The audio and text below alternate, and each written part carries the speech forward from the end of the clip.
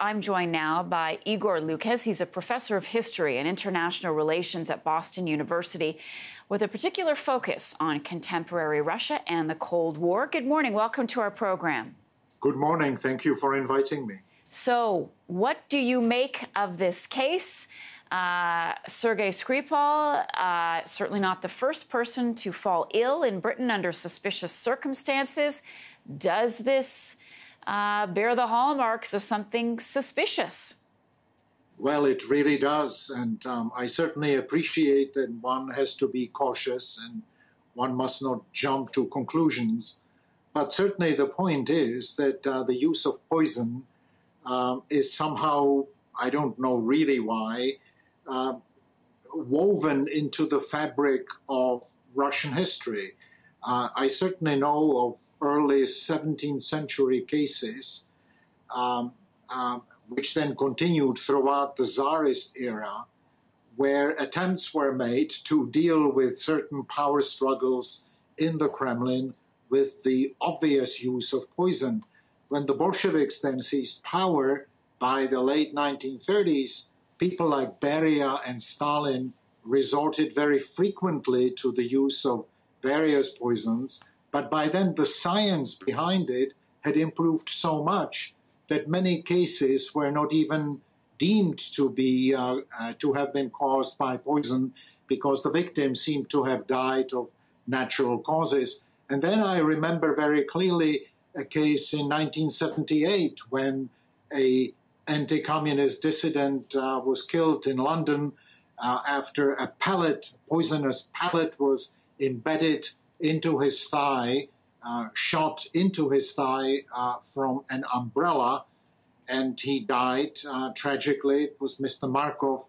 And then, of course, there were the 1999 mysterious apartment bombings in Moscow, and a commission attempted to investigate these suspicious cases, and it turned out that somehow, lo and behold, members of that committee either were poisoned or were killed in mysterious car accidents. Right. Why poison if someone wanted him dead? Aren't there simpler ways of doing that? Well, what is the simpler way? Shooting in the middle of Salisbury? I don't know.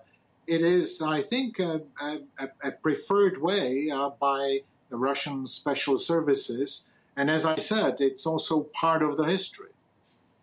It seems as though then you have to have a lot more people involved and circumstances have to line up in your favor to be able to make this happen. But let's move on. How might, Professor, this impact diplomatic relations between Russia and the UK?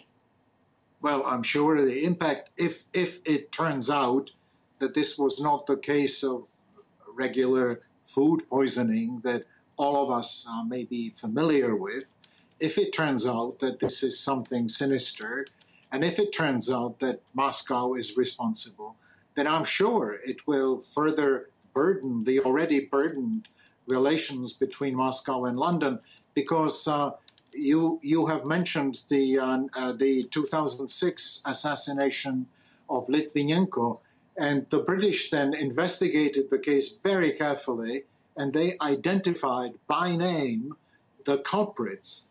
One of them was a Mr. Koftun. And when they demanded the culprits' extradition, Mr. Putin reacted by turning them into members of the Russian parliament, which gives them lifelong immunity. The British really don't like this kind of response. Well, we'll be following every twist and turn in this story, and no doubt there will be a lot of them. Igor Lukes, professor of history and international relations at Boston University. Appreciate you being with us. Thank you.